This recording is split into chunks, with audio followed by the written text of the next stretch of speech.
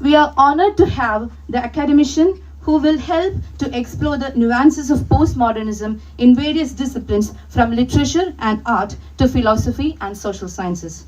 I welcome Professor Dr. Robert Peter Badillo to the International Seminar. Welcome, Father.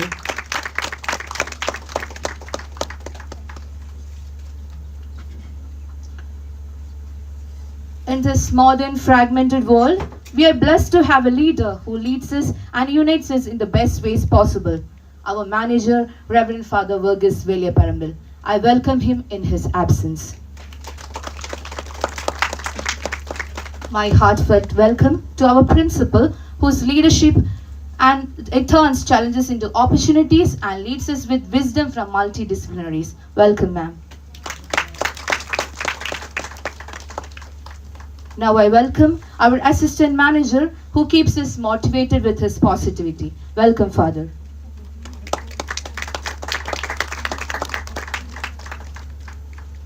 I would also like to welcome our SF coordinator whose encouragement turns our challenges into success. Welcome, Father.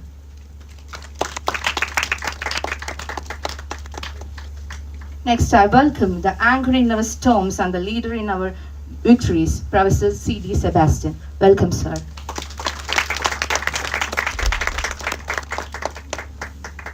My heartfelt welcome to the foundation that keeps us together, our head of the department. Welcome, ma'am. I also welcome our smile of unwavering engagement, our coordinator, Ms. Mariam Anna Verghese. Welcome.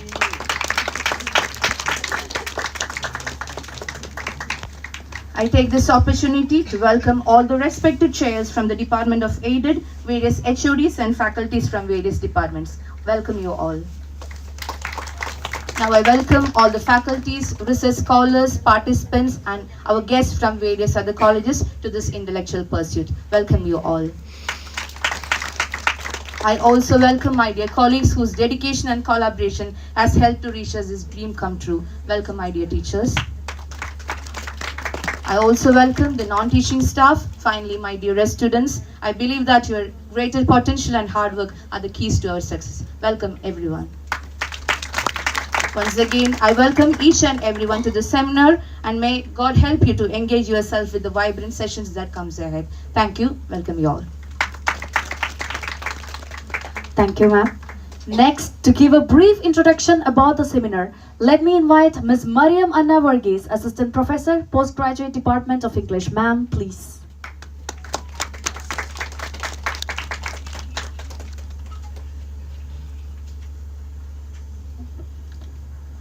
Good morning to all. First of all, let me also welcome the person who has worked tirelessly for this particular seminar, who is our convener, Mrs. Belasi Baby. Welcome, ma'am. And also, once again, welcome to all the dear distinguished guests of the day who are here to attend to the international seminar on Expanding Horizons, Postmodern Roots and Post-Millennial Challenges in Contemporary Literature. As a coordinator of this seminar, I am delighted to set the stage for what promises to be a thought-provoking and intellectually stimulating discourse. Literature has always been a reflection of its time, constantly evolving to engage with shifting realities of the world. The 21st century in particular has witnessed a literary landscape that is both dynamic and transformative, drawing from the experimental legacy of postmodernism while responding to the complexities of the post-millennial era. Postmodernism, with its skepticism towards grand narratives, fragmented structures, and playful intertextuality, challenged conventional storytelling, redefining the very essence of literary expression. It invited readers to question the authority, embrace multiplicity, and break away from traditional forms. Post-millennial literature, on the other hand, builds upon these foundations, but finds itself in an era shaped by digitalization, globalization, environmental crisis, and evolving social identities. Today's narratives are deeply interwoven with technology, virtual realities, climate anxieties, and the rapidly shifting boundaries of identity and culture. the intersection between literature and digital culture, the blending of multiple genres, and the increasing emphasis on cross-disciplinary narratives define this literary movement. Through this international seminar, we aim to explore these intersections, continuities, and influences. How postmodernism has shaped contemporary literary trends and how post-millennial writing in turn responds to the world we inhabit today. So we have our distinguished speakers, Professor Dr. Robert Peter Badillo and Professor Dr. C.S. Jayaraman sir, and all the presenters of the day will engage with these themes, offering critical insights into the ever-expanding horizons of literature. With that, let us embark on this journey of literary exploration, and we look forward to an enriching day of discussion, debates, and discoveries. Thank you and welcome all.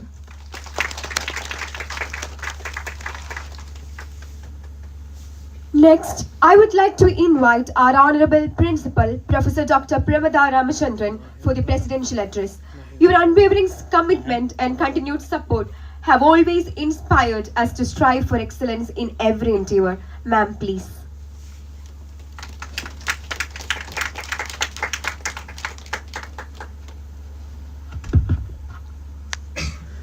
Most respected speaker of the day, Professor Robert Badillo, our manager, Father Varghese Valliyavarambal in absentia, our assistant manager, Father Rafael Kaluite, RSF coordinator, Father Baiju Ben, CD Sebastian Sir, head of the Department of English, SF, Sri Lakshmi, Dr. Sri Lakshmi, convener and co-convener, Bela C. Baby Miss, and Mariam Miss. I find that slightly strange calling her Mariam Miss because she's a child and she's a Miss now, okay?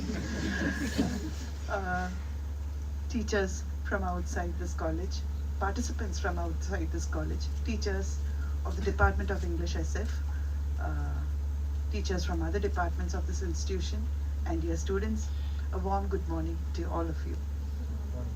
And finally, it's the 6th of March, 2025. As you know, we began this year with a bang. It's the 60th year of St. Paul's College's existence, our Diamond Jubilee. And from the looks of it, we are also ending with a bang, isn't it? What a wonderful way to end the academic process of this year with a seminar of this standard and style. It's particularly interesting to note that our speaker of the day, Professor Robert Badillo, was here 25 years ago. So he's celebrating his silver jubilee of his visit to St. Paul's College on its Diamond Jubilee Day. What is it? Providence, fate, karma, I don't know. But whatever, it's a happy confluence of everything that is good. We're very grateful to you, sir, for being here. And let's keep this connection always. Father Varghese Valliyavarambal is a man with a vision. 60th year, we see colleges going for exhibitions and shows and celebrations. But he insisted on meaningful celebrations.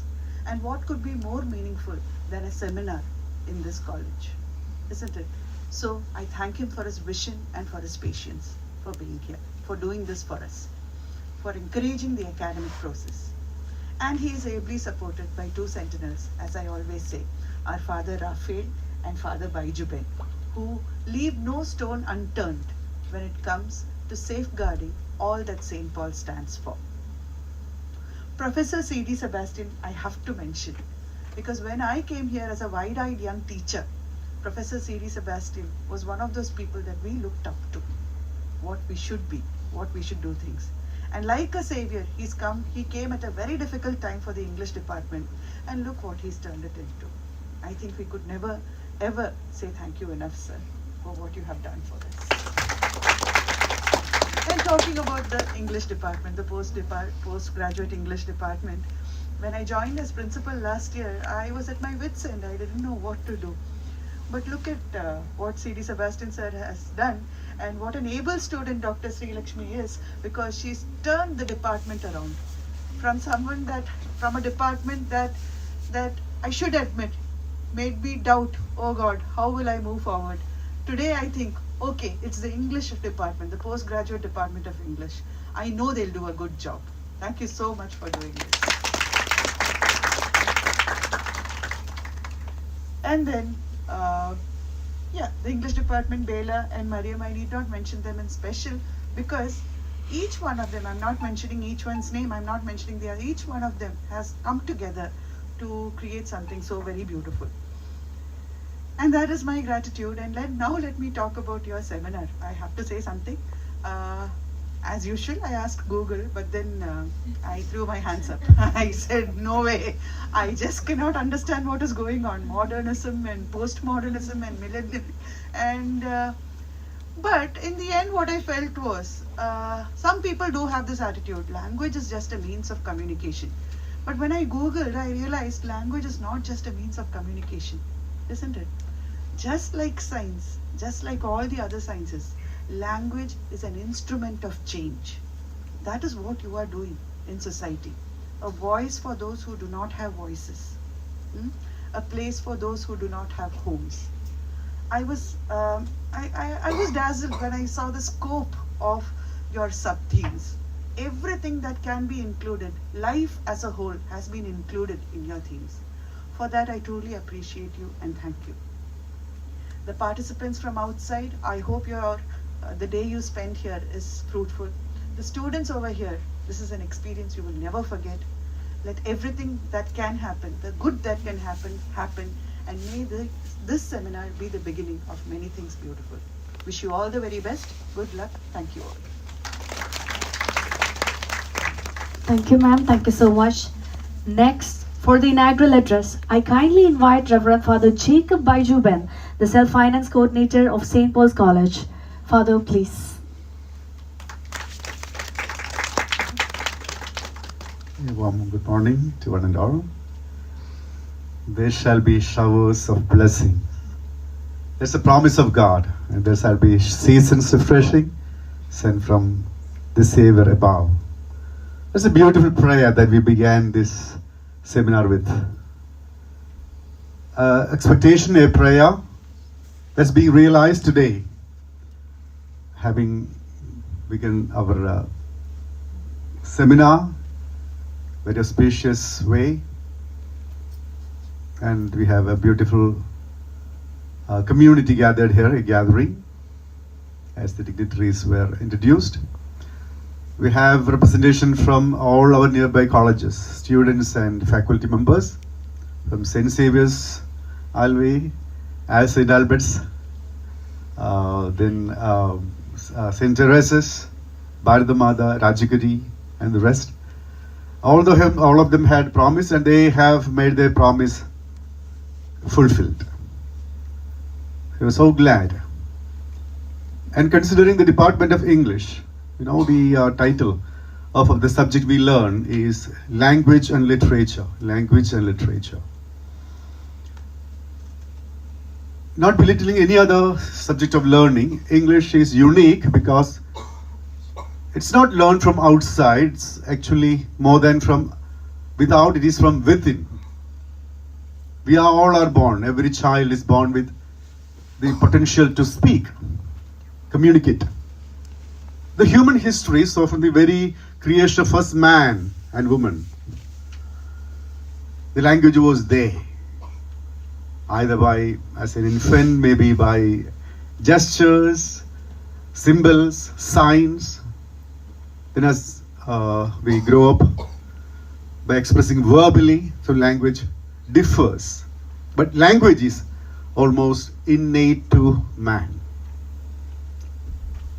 And that develops.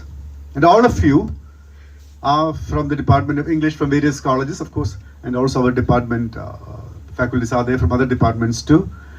Not less appreciating the other departments, as I said, not just belong, I also informally belong to the English department.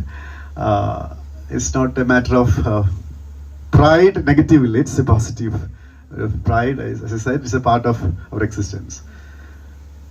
So as the history of humanity begins with the history of language and literature. And ma'am was actually telling, she was searching in Google or Meta or ChatGPT, whatever. It's just too vague, maybe probably. So we don't go for that.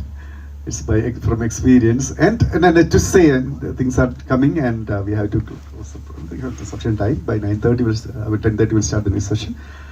Just would like to, as Sri Sebastian sir will be introducing further Professor Father Robert. We had a short meeting, maybe for 20 minutes, the day before yesterday, here with the father, Sri Sebastian sir, the rest of the faculty members. And I think he took just 2 minutes to make things very clear how language progressively developed. And he will be just doing that for a 1 hour session. That will be expanded. What was he said? I said almost one sentence. He said the literature, philosophy, school of thought began with Greece, or Greek philosophy, Greek literature. We have the first literature, drama, first orator known, first philosophers known, all belong to Greek culture. In fact, Greece was the intellectual capital of the ancient world. Even today, that's being continued. Philosophy, Greek philosophy was the bedrock of all philosophies. Even we study in the seminary, later when the theological philosophy like St. Thomas Aquinas philosophy, but all based on Greek philosophy. And just to appreciate you, I'm telling this because it's not my subject to talk this. He said it's all began with that culture, known philosophies of BC Greek. And from Greek, it influenced other cultures, it's called Hellenistic.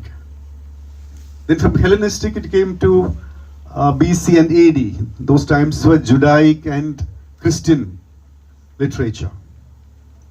It continued for some time, so it was theocentric, God-centered.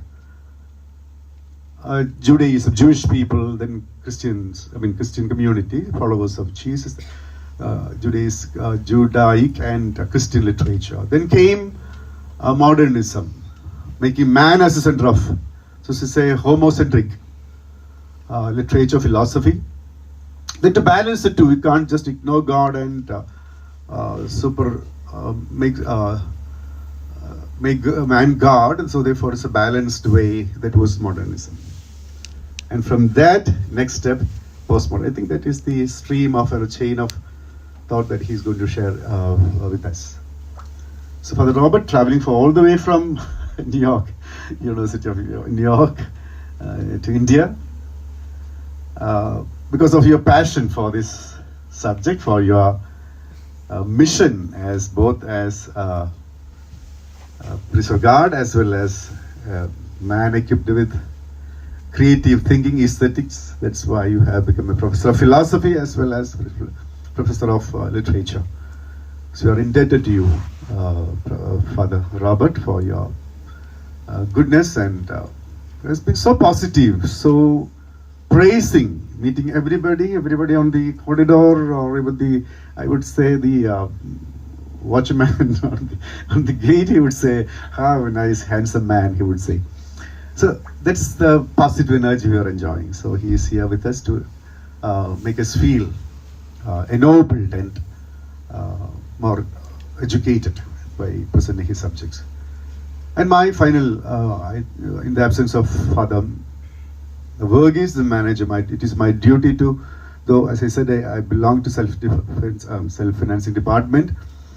As ma'am already appreciated, it's my privilege to appreciate the department, both the aided, the headed by Lima ma'am, and self-financing department by Sri Lakshmi ma'am. It has been a long, I think almost the first month of the academic year, this idea came up, and Father C.D. Sebastian brought the name of Father Robert. So almost a year, academic year is ending, and the very hectic preparation was done by every staff, HODs and every staff. Diva Messi is here, there is from other departments also, and our own teachers, 9 of them. Okay, they have all done wonderfully well, and the students as well has been a strong means of organizing these programs. So it is a great joy to appreciate them all. As ma'am said, we are coming to the end of the year. There is a saying, it's not how you enter a party or a celebration that is significant, but how you leave that party, how you walk out of that party is important. As we have found, everything starts with joy. Sometimes the whole thing collapses by someone's misbehavior. In any of the part, you know what is happening around. So I'm proud to say this academic year is almost ending its academic activities by our seminar. So we had the privilege to grace the whole year of academics with the presentation of our program. And once again, thanking everybody, and Father Raphael too is here. CDC Basis are, as you know, is almost the last chance to have him as a in a public meeting to be a part of the department, the academic advisor, not to just to the English department, the whole self-financing department. Sir's service too is beyond expression, verbal expression of our appreciation. Yes, and all who have come from far and near, once again, the management welcomes you. So wishing you all the best. The participants at present here and those who are coming for the presentation, afternoon session as well. My all best wishes and God's blessings. With this, I formally inaugurate this seminar with the God's blessings. Thank you. Thank you, Father. Thank you so much.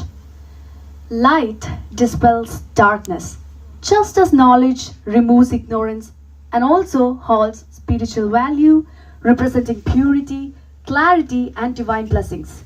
Let's move to the inaugural ceremony by lamp lighting ceremony. I respectfully invite all the distinguished dignitaries on the dais, please.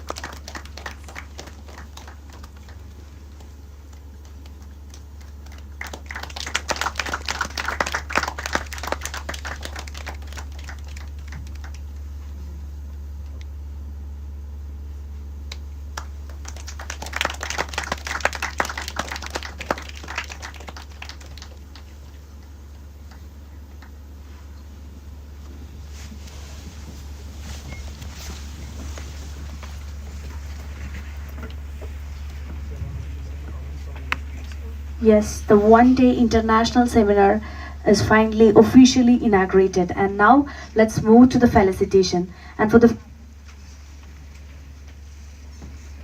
felicitation address, let me invite Reverend Father Raphael Kalluvitil, Assistant Manager of St. Paul's College. Father, please.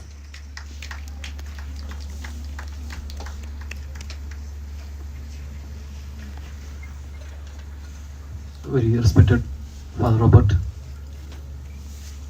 Father Boy Jubin, C.D. Sebastian Sir, Sri Lakshmi Miss, Bella Miss, Mariam Miss, respected teachers and students. Today I am so much excited or overwhelmed with happiness that Father Robert is here. After 5 years we are seeing him, and he was our friend because on all the first Fridays we were assisting as altar boys to him, and today we are sharing the stage together, and we are cherishing the memories of the past. Literature has grown from blood symbols because we started our language by using symbols. Still now we are using symbols. Emojis are used, isn't it? Even WhatsApp, we are communicating language with emojis. And there is misunderstanding of the symbols also. One process, father died. Then most absurdity and meaninglessness of life. Can we say that? Can we say that we are in a euphoria? We don't know what to do. We have been looking for a person who would associate these postmodern ideas on the basis of a strong foundation of philosophy, and finally we have struck upon the best person possible, not from India, but from New York, and that is Dr. Robert, our dear friend, Father Dr. Robert, Professor of Philosophy at St. John's University in New York. I'm very glad that he is here with us. A privilege and a kind of matter of prestige to introduce Dr. Robert to this August gathering. And because he has a very impressive, one is as an outstanding English teacher and the other is an excellence in teaching, so both in English. So we are happy that he is here too. He is here to lead the seminar, and he has also a series of publications which I can't read now, and as fury of I don't know, plenty of editions of his books. He has also translated one or two books from Spanish into English. These are just a few words about his achievements in the academic field, and he has also other things which we will know as he speaks, and we will understand how well versed and competent a person he is to lead us this seminar with a philosophical concept and speaking about literature, existentialism, and existential crisis that the modern man faces today. Thank you. With these words, I invite Dr. Robert to lead the session for as much time as he wants.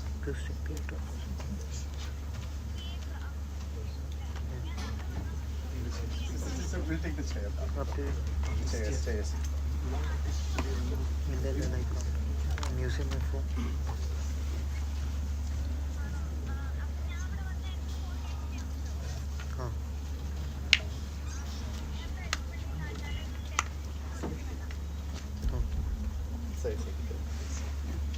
Thank you, my dear friend, Professor Sebastian.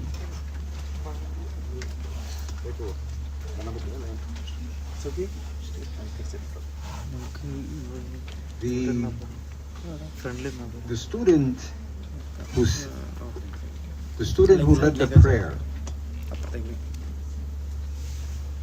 made a prophetic statement. It was prophetic.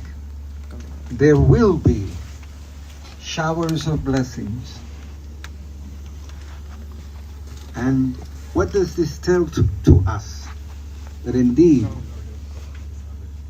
indeed God, our Father, will bless us because we all come from Him. We can say that The gist of what we have to say today is to, at the end, what is the point? At the end, the point is that indeed the blessings come from the origin, from our origin, our loving origin. We are, I think we would all agree, the children of God. So we're going to go through a historical excursus. But we want to begin with that connection, let's say the original connection with God. Because if we lose that original connection, then our identity is indeed in a very unstable place. So we can never lose that transcendent connection. Our philosophy wants to maintain and uphold and stress that connection to the absolute or to God and our relationship to God, such that our values rooted in transcendence. And as Father was indicating, Father Jacob, there is a history here. There is indeed the classical period in which, through the grace of God, there was a formulation in the West, also in India, in its own way, in which this connection with God was articulated, and that gave rise to the great civilization of Christendom during the medieval period. But then there was a growing disenchantment and a more, as he mentioned, a more anthropocentric orientation that began to sever the relationship between man and his God. This became somewhat exasperated with the most postmodern worldview that has things of interest and that are quite positive. But our view is to try to harness the movement such that we maintain ourselves in relationship to the source of the blessings that come down upon us from the origin, from the God who made us and who loves us without measure. Because without that, disorientation comes in, and as Professor Sebastian was saying, the view that our lives lack meaning, the entrance into absurdity, and things that are quite harmful, without, let us say, a supernatural orientation. So we're going to do the history philosophically of this movement. And we want to, since this wants to go not only to remain in postmodern, but beyond. And we're going to be giving what is beyond. And in that we will indeed touch upon the thought of Fernando Rielo, which is indeed profound and of great interest and service to the human person. So let me begin I want to begin by thanking our God and Father, the source of all of us. Look how beautiful all of you are. I'm sitting here looking at your faces. So precious. By the way, I'm 70 years old, so I'm an old man. In some cases, I could be your grandfather. So I look at you with the eyes of a grandfather, of a father, and I see how beautiful you are, how young, how precious, full of life. So we have to go to the origin of our life, to the Father. Because when we lose that connection, everything becomes problematic, to say the least. So we begin by thanking our God and Father for the gift of being here today with all of you. And I say it quite sincerely. My dearest friends, to celebrate this international conference on the timely topic of postmodernism, since it is something that is being dealt with now. It is something that we want to deal with, but again, from a perspective that foundationally maintains the relationship with the absolute. Okay, do you understand?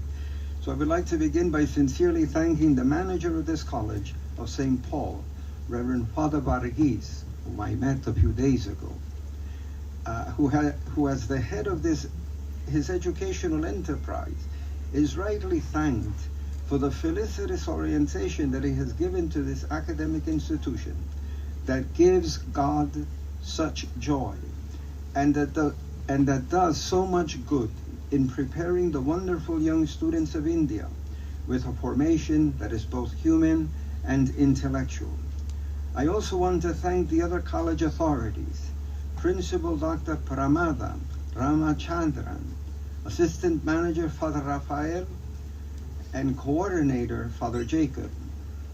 I also want to thank other college authorities, Dr. Mary Surya, Dr. Sri Lakshmi, Dr. Lima Sunny, Dr. Manju Menon, Mr. Jose Xavier, and Assistant Coordinator Marianne Ana Varghese. I take this opportunity to thank our worthy convener, Mrs. Bella Baby, for her tireless efforts in making this conference a reality. Finally, I thank my dearest friend, Professor Sebastian, whom I've had the privilege of addressing as friend for 25 years now, ever since we met back in the year 2000, during my first visit to St. Paul's College.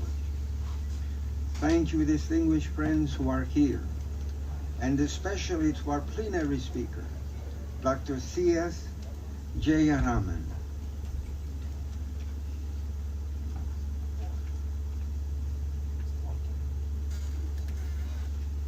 We will begin then the topic. Here, this is better.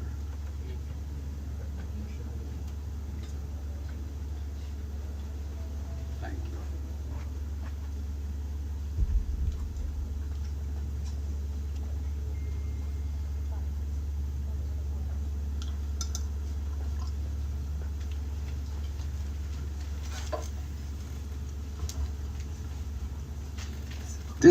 This paper is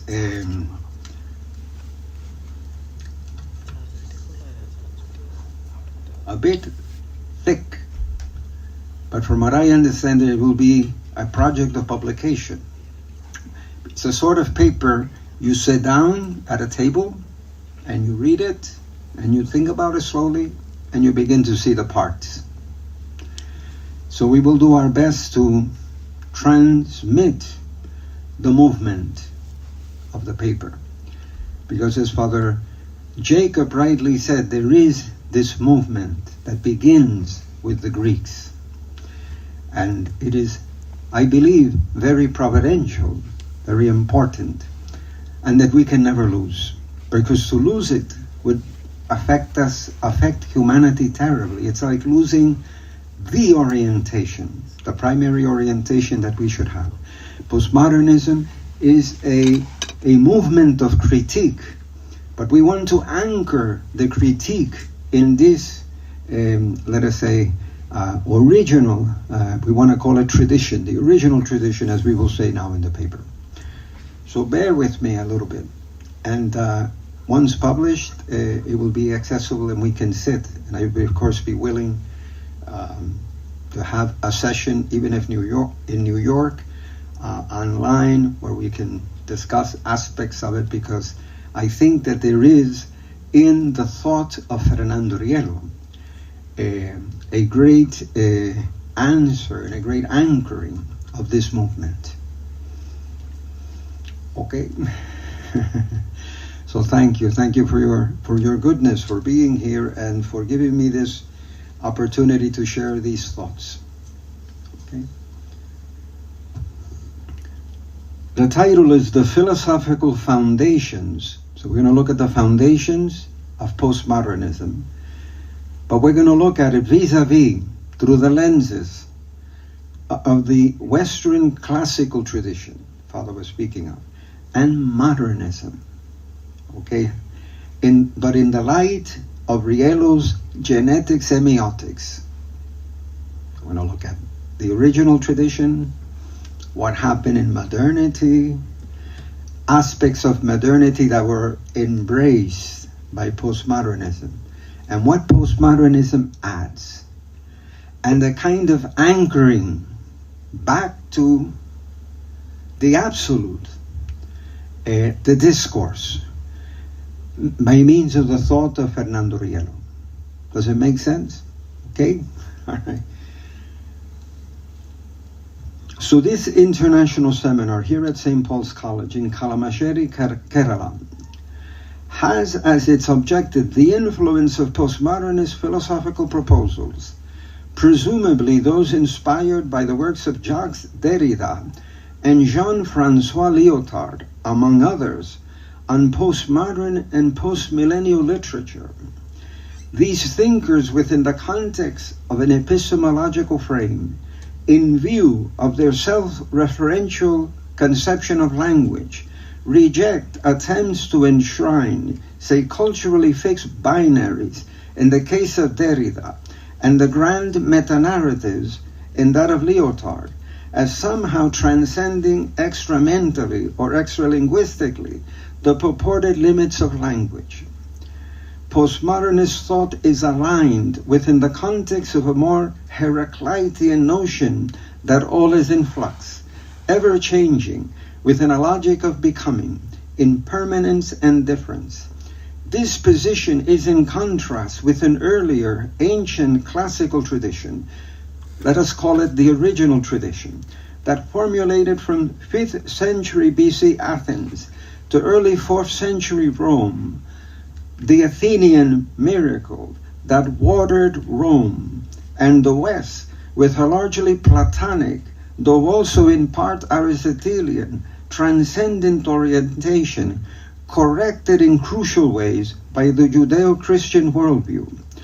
This is to say that while acknowledging the potential ways in which postmodernist forms of criticism may promote the cause of justice in its trenchant search to address the plight of the marginalized and the oppressed within multiple contexts, this philosophical orientation is also characterized by an optic that dismisses the belief in universal truths and instead espouses one or another form of metaphysical nihilism, epistemological skepticism, and moral relativism that undermines the more classical tradition in regards to issues of truth, goodness, and beauty.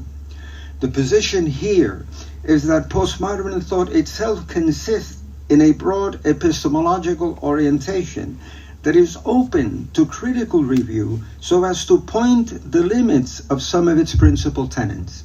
So we embrace, but at the same time point limits. Okay? So as to assure that its potential, the potential of postmodernism, to illuminate the hidden and dark manifestations of the human condition, does not itself become its own meta-narrative of all meta-narratives.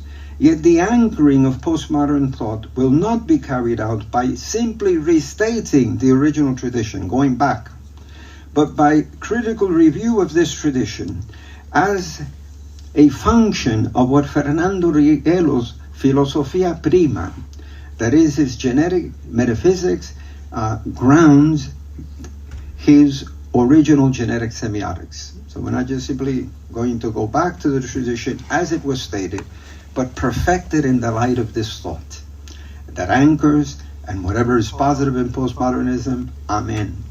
And whatever can lead to sort of disorienting frameworks, corrected. Okay? Does that make sense? Because God loves you, and we have to maintain this connection at all costs, because without Him, we suffer disorientation. And Professor Sebastian knows well, he spoke of existentialism. Well, there is a form of existentialism in the 20th century that was in fact atheistic and suicidal, people killing each other. They don't have meaning. So we were meant for meaning. And what is the meaning is ultimate. By examining two iconic conceptions of this, the laws, Plato summarized what appears to be the cardinal points of his worldview, that God, not man, is the measure of all things. That even though the soul is immortal, some souls become capable of evil. That well-formed political societies, like good individuals, are fashioned by observing and building on what we are by our nature. Thus, we are not, none of us are, accidental, arbitrary, or artificial constructs, end quote. Indeed, the original tradition that in the paper I have italicized every time I use it because I consider it so sacred, this venerable tradition that also of course is here in India, in the best of Indian philosophy, there is a clear connection between the human and the divine. To lose this is to really get out of whack. And many things can happen as a result of that. Once one feels there is no ultimate meaning, many things can happen. So we want to take the best, but also at the same time show how we can transcend the limits of this form of thought.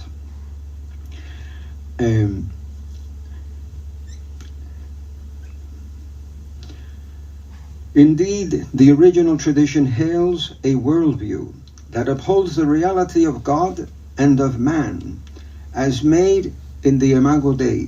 When I say man, man, woman, what is man without woman? Cannot be. We are all the children of mothers. Accordingly, the Platonic worldview developed in the light of the Judeo-Christian teaching, such that the omnipotence of God is understood as signifying, in the light of the Judeo-Christian teaching, that his omnipotence, in line with the book of Genesis and in contradistinction to the ancient Greek view regarding the eternity of the universe, that not only is God in fact the creator of the cosmos and of human beings, and this ex nihilo, from nothing, but that God is indeed the sovereign absolute, such that all things and beings are as a function of the God that brings them forth and sustains them in their existence and in their nature. Regarding the human being, countering the Platonic view in which body is understood as a prison cell of the soul, the tradition understood the human being more in line with Aristotle's view, in which the soul, the definiens, is a substantial or actual or essence-giving form of the body, the definiendum, that as potential principle instantiates the defining substantial form. Hence, both soul and body are inextricably intertwined as correlative co-principles of the human being. Moreover, the original tradition encompasses a profound view of humanity as a wounded race. We have the postmodern critique. They feel there's something wrong, there's something they have to critique.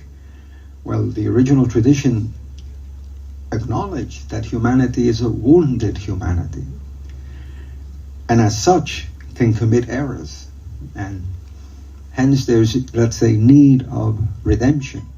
You can say that, well, that might be the best of postmodernism in its critique of the wounded condition of humanity. So it is also recognized by the original tradition, given the original fall, such that persons are only capable of loving the good, with desire for a good life, in a non-Pelagian manner, with the assistance of divine energy or grace, here considered at the constitutive level, rather than at the level of sanctifying grace, so it is therefore universal for all persons. No one can be good, therefore, without supernal assistance. In line with the prevailing Greek view of his time, Plato contends, moreover, that human development takes place as members of a community, as in a Greek polis or city, oriented by a political constitution that he broadly divides into two sorts. The first being whether a monarch aristocracy or moderate democracy, whose leaders rule in relative degrees in accordance to the common good, as opposed to oligarchs or tyrants who rule for their own advantage. For Plato, the eternal form of justice, which is identical to goodness or God, illumines the cardinal virtues that should guide human conduct rather than whim, to the degree that these virtues are lived by the rulers and the subjects of a body politic. To the same degree, the society flourishes, without which levels of personal and societal degradation ensue.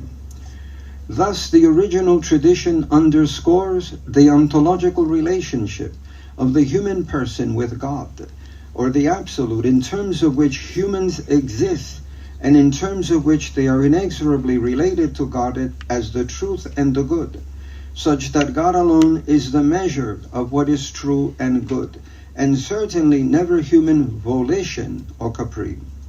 The human being, then, is a being capable of intuiting a realm beyond the material one, in which the perfect standards of goodness and virtue are to be found that serve to orient the human being so disposed in the direction of the excellence of virtue and primarily of decay virtue. Now the demise of the original tradition. The more metaphysical, God-centered period that flourished during Christendom, permeated by the metaphysical resources of the original tradition, began to experience its demise already in the High Middle Ages and the Renaissance, with the rise of a, let's say, so-called alternative tradition, a conception of modern man as increasingly autonomous and secular, as constituted by a number of alternate, ever more materialistic conceptions of man, understood generically as enlightened man, scientistic man, totalitarian man. A consideration of these will show that philosophical modernity provides postmodernism with some of its cherished presuppositions, a repudiation of all meta-narratives, especially the metaphysical, which has as its crowning achievement the existence of God. Second, the toppling of the notion of an overarching goodness or the metaphysical ground for values, the aperture to political domination in the face of intellectual skepticism and moral relativism. Postmodernism is all these things plus more, as will be examined in the second part of this paper. This said, I take the conception of enlightened man as referring to dismantling of the ground of ultimate values, God as ultimate goodness, involving a fundamental break from Christianity of the Middle Ages that came to be viewed as unenlightened in favor of a notion of man that extolled his individuality, a rationality that revived the skepticism of more ancient times, and a morality that was not divinely ordained, but instead the product of moral sentiment. Indeed, the 14th century significantly contributed to this anthropocentric emphasis in contradistinction to the earlier theocentric one, with philosophical arguments espousing the primacy of will, voluntarism, over and against reason, rationalism. Of will over reason, the seeds leading in time to the cardinal insight of a precursor to postmodernism, namely Nietzsche and his proposal of the will to power as the dominant paradigm over and above any other limiting frame. With the loss of a theistic God as goodness and the consequent loss of the ground of ultimate and eternal values, voluntarism served to invade social discourse, eventually leading to a veritable exercise of the Nietzschean will to power, where every individual is encouraged to decide what they take to be the true and the good. The notion of scientistic man essentially outlaws rational discourse of God as the metaphysical truth, as creator and designer of the cosmos, and origin of botanical and zoological life forms, including human life.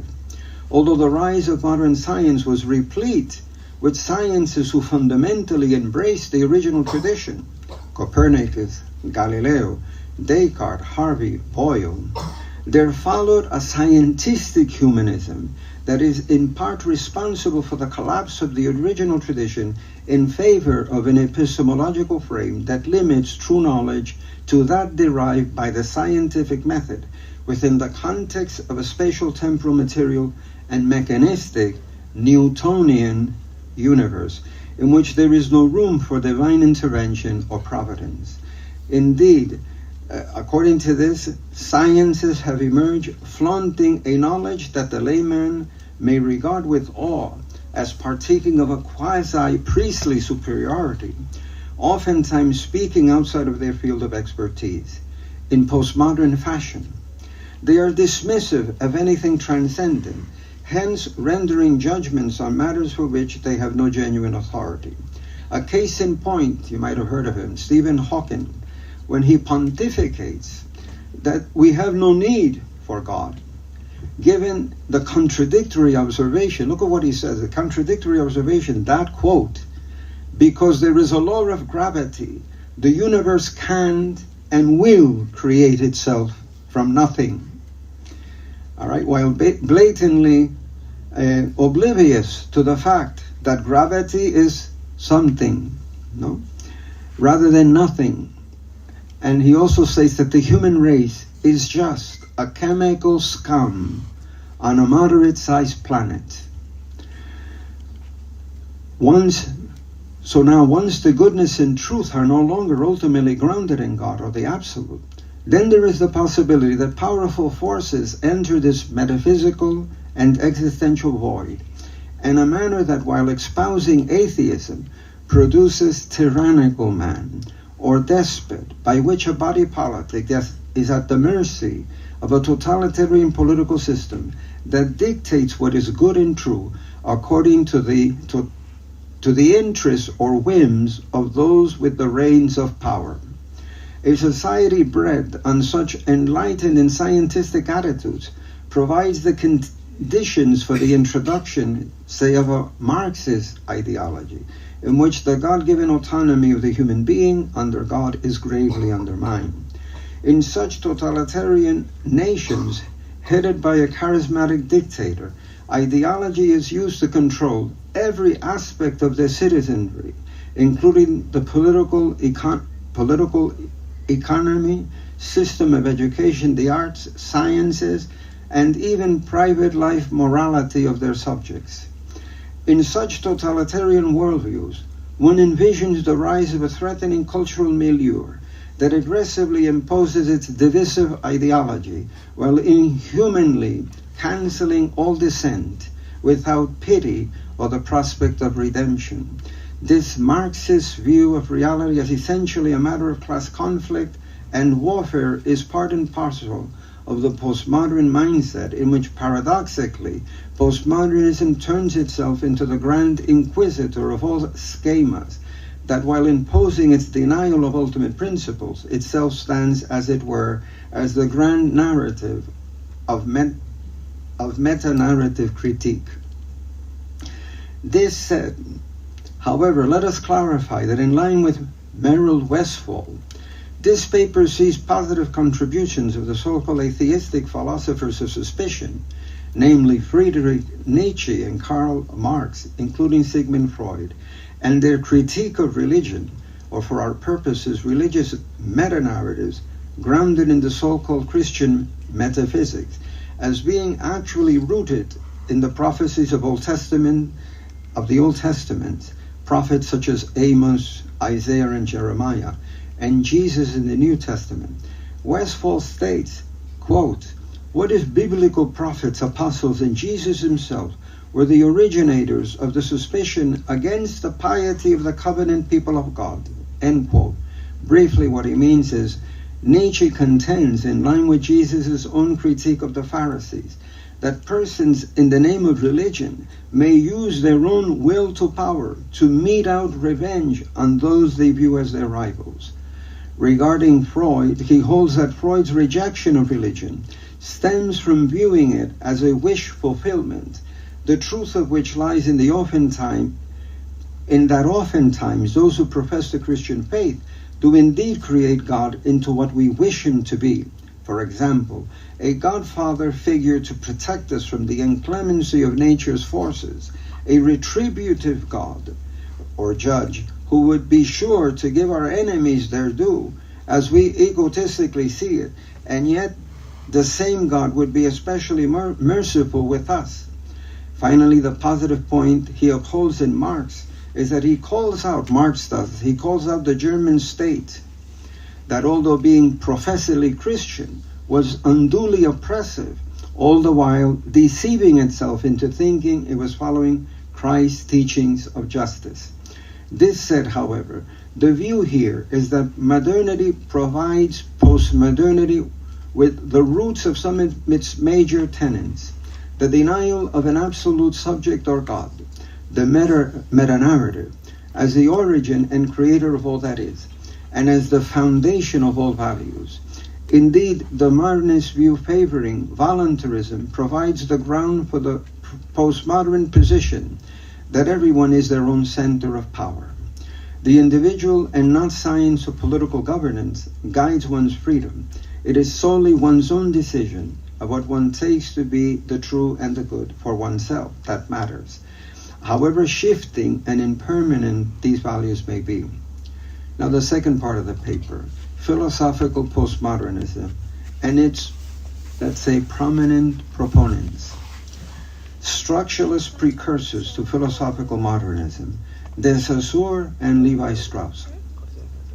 Already with the modernist repudiation of the original tradition, salient elements of postmodernist thought were brought to the foreground in the form of a growing anti-foundationalist orientation.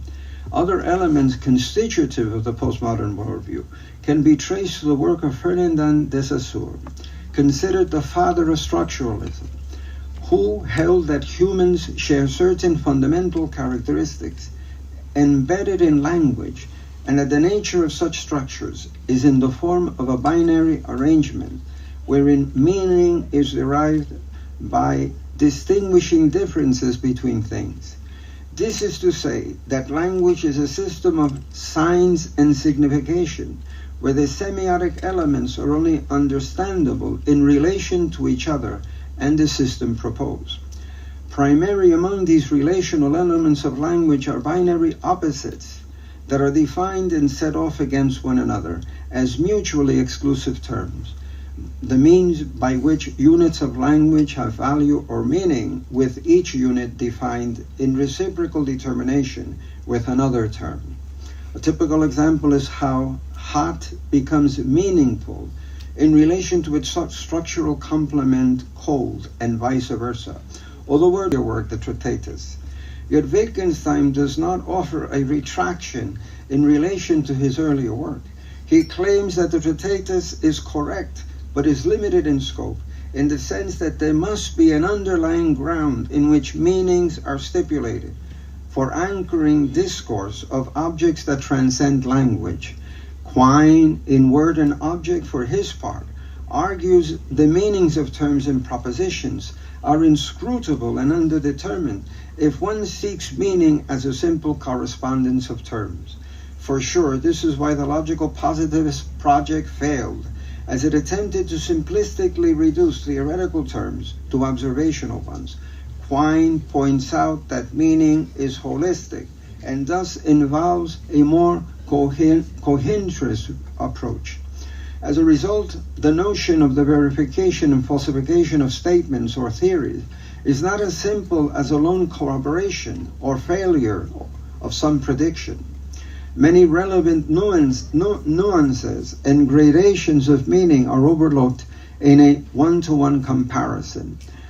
Though it may be said that Derrida's claim that language or Einstein's relativity papers, they also are literary texts, demonstrating that it is possible between man and woman. They should be.